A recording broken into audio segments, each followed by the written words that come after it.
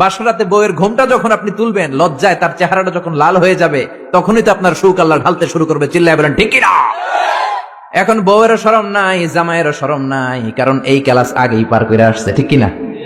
এই ছেলে মেয়েদের সাথে ওঠা বসা, মেলা মেশা, ফ্রি মিক্সিং, এগুলো তো আগেই শেষ, আগেই শেষ। এখন বলে আমার জিএফ আসছে, জিএফ, আমার বিএফ আসছে, বিএফ। এগুলো কি? জিএফ কি রে? ওই যে কয় গার্লফ্রেন্ড, সব জানে, বয়ফ্রেন্ড। ফেসবুকে আমি দেখলাম লেখছে ক্রাশ খাইছে, ক্রাশ। কি রে, এটা কই পাওয়া যায়? হুজুর এটা ওইটা না। আহা, কপাল পোড়ায় জাতি, শরম নাই, লজ্জা নাই।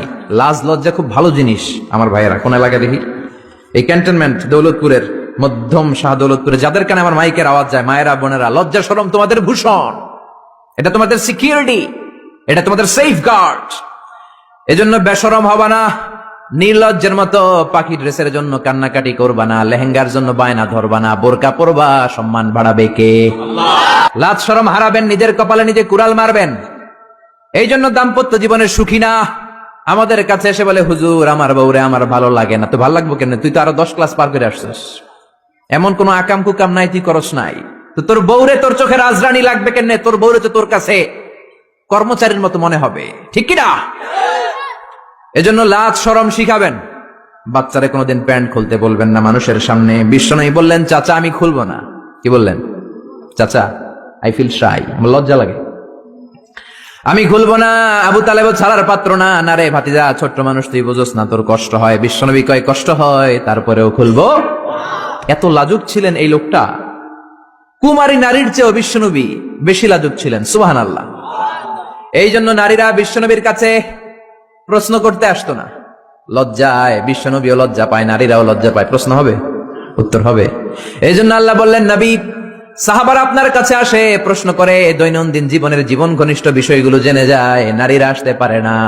এই জন্য আমি আপনার বিবির সংখ্যা বাড়িয়ে দিলাম, সব নারীরা আপনার বিবির কাছ থেকে মাসালা জেনে নিবে।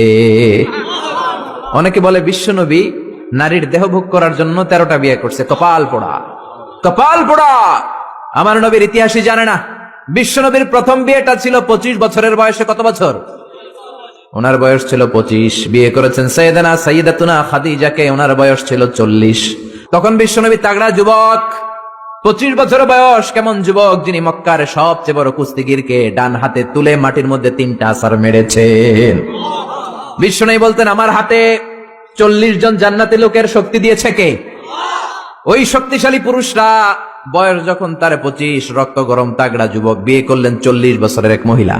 বিশ্বনবীর সব বিয়ে ছিল বিধবাদেরকে আশ্রয় দেওয়ার জন্য। একটা মাত্র বিয়ে ছাড়া, সেটাও আকাশের উপর থেকে বিয়ে পড়িয়েছে কে? জান্নাতি রেশমের কাপড়ের মধ্যে আয়েশার চেহারা এনে জিব্রাইল বললেন মেয়েটারে কেমন লাগে? নবী বললেন ভালো লাগে। তার 1 সপ্তাহ পরে আবার ছবি এনে বললেন ও নবী, আবু বকরের মেয়ে, আল্লাহ সরাসরি বিয়ের প্রস্তাব পাঠিয়েছেন। বিশ্বনবী বললেন জিব্রাইল, তুমি যদি বিয়ের ঘটক হও, আল্লাহ যদি হয় কাজী, আমি মুহাম্মদ রাজি।